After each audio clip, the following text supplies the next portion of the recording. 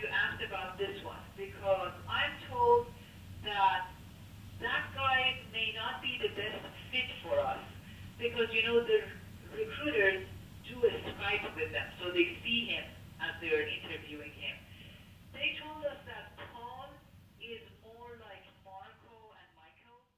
You joined the army and the navy, which I was surprised. Like, what made you join the army? I was 15 years old. I ran away from home, wanted to see the world. I was young, I enjoyed traveling. I traveled all over the world for the 4 years that I was there. I think it did a lot to broaden my horizons and give me a different perspective on things. And then when you came back, very successful, very young, with owning all those bars, and then that was the start of Hustler. Well, I went in the bar business first, and I had several nightclubs in the Midwest, and then the magazine sort of grew out of the nightclubs. The Hustler clubs were bikini bars. They were very successful, and that's basically how I started the magazine. What was the intended meaning behind that June 1978 issue?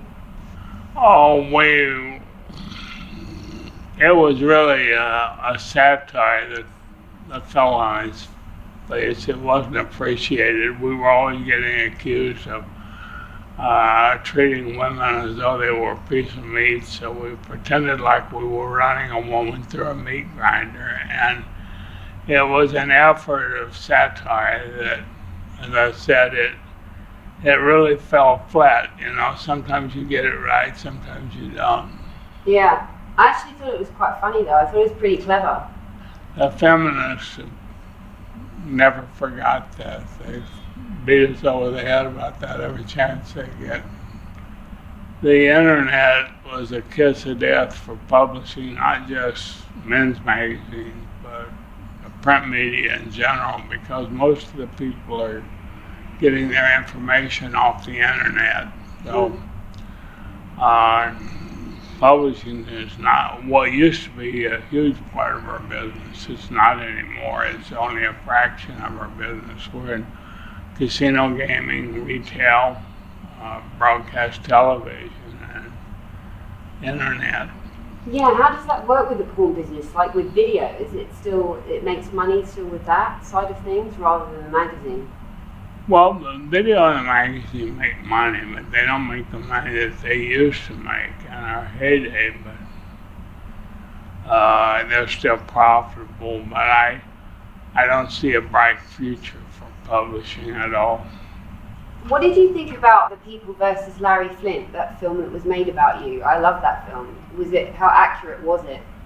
Well, it was very accurate. It's a little embarrassing. All that crazy stuff did happen, but I think it's if great. I had my life to live over, I'm not sure I would have lived in the way I did. Your fight for freedom of speech is really impressive. Obviously, especially the Jerry Falwell case, which you won in the Supreme Court. I just wanted to talk about that because I didn't realise that you actually became friends after.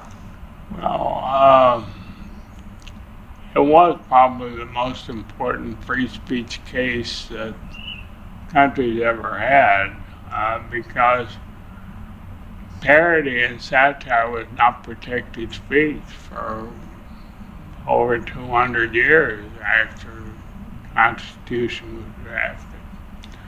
So that decision made it protected speech, and it's very important. A lot of the TV shows that exist today and a lot of things that's been published in magazines, they could not have existed without the protection offered by that case.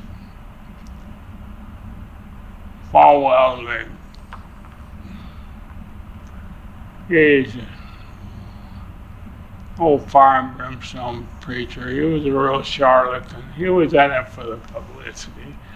He knew what he was selling, and I knew what I was selling. That's why we became friends later on, you know. How do you feel about religion nowadays? I think religion's done more harm than any other idea since the beginning of time. There have been more wars fought over religion than anything else. As a matter of fact, they're all fought over religion. I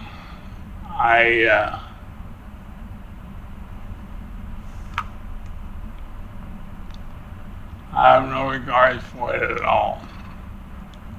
Just about a brief spell back in the day when you had that born again Christianity phase, and that was. I got over that. Yeah. You know, everybody goes through those experiences. You know. Yeah. The DeLorean tape case. That guy designed like amazing cars, which is what he should be remembered for. Well, you know, my involvement in the case was that the individual came to me with the FBI sting tapes, which showed that they set him up on a drug bust, and so I released those, and he was acquitted at trial. And, due to what you did, yeah. Yeah. And they threw me in jail for it. But I still didn't give up my source. Something I read recently about how you wanted to report on the Afghanistan war, and at the time they weren't doing that on the front lines. Something else you changed. Yeah, the whole fact that soldiers or the press was embedded with the troops. That was because of the suit that we filed in District Court in Washington, D.C. We sued the Pentagon and the Department of Defense, saying that they could not, you know, keep the press from covering the war, and they said it was too dangerous. And they said, we said, well, that's up for the press to make that decision, and people have been doing it ever since the beginning, you know. Even well, back in the Vietnam War, they did it then. On the Civil War, they did it, you know. There's always press covering the war. But they didn't want the transparency of what was going on in the war. So that was how the government satisfied the court, was agreeing to allow us to embed our journalists with the soldiers, and they allowed the rest of the media to do the same thing. Current government situation, if you might want to talk about a little bit about that and about what's going on with the elections. It is really kind of crazy, you know. Neither party is governing the way they should. That's how people like Trump can exist. But I'm hoping in the end that people will make a sane decision, you know. Hillary might not be the best, but unlike Trump, she's not crazy.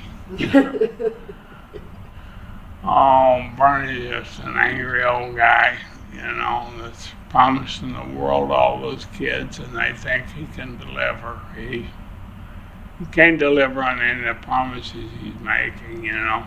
As a politician, you can get out there and say all the great things you want to, but if you can't deliver after you get in office, it's not worth very much. Is it something you would have, if you would have wanted to do, is to go into politics or no? I think you've done enough. I think the man who wants to rule the world deserves it. And it's the same thing for the presidency. Whoever wants that job, they deserve it. Talk about Althea. Would you say was she love of your life? Yeah. She did a lot with the business too, didn't she? She ran it with you and. Yes, but you know, I think anybody that goes through life, you know,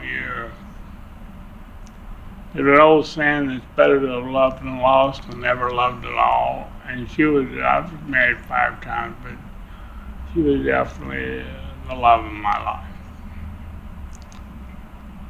You don't replace somebody like that. George Bernard Shaw once said, "Love is blind, therefore marriage is an institution for the blind." I kind of subscribe to that philosophy, you know. I think marriage is something we're going to see go by the wayside. People are going to have contracts, not necessarily marriage license. What would you say you want your legacy to be?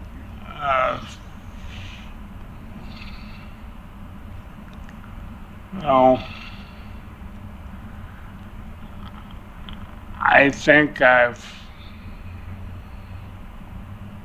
fought very hard to expand the parameters of free speech in a good way.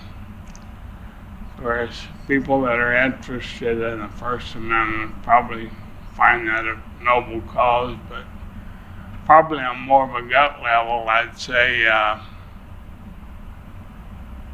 I've helped two old generations get through puberty, you know. That's an accomplishment too. How did you actually, when did you lose your virginity? Huh? When did you lose your virginity? When did I lose my virginity? A hooker in Augusta, Georgia. You're quite happy now, overall? Happiness depends on how you define it, you know. I think happiness should be the way to travel, not a destination, you know. Everybody says, "Oh, I'll be happy when the mortgage is paid off," or "I'll be happy when the kids go to college," and all this kind of. You got to be happy today, not wait for tomorrow. That's the key to happiness. That's good. I should remember that. I need to remember that.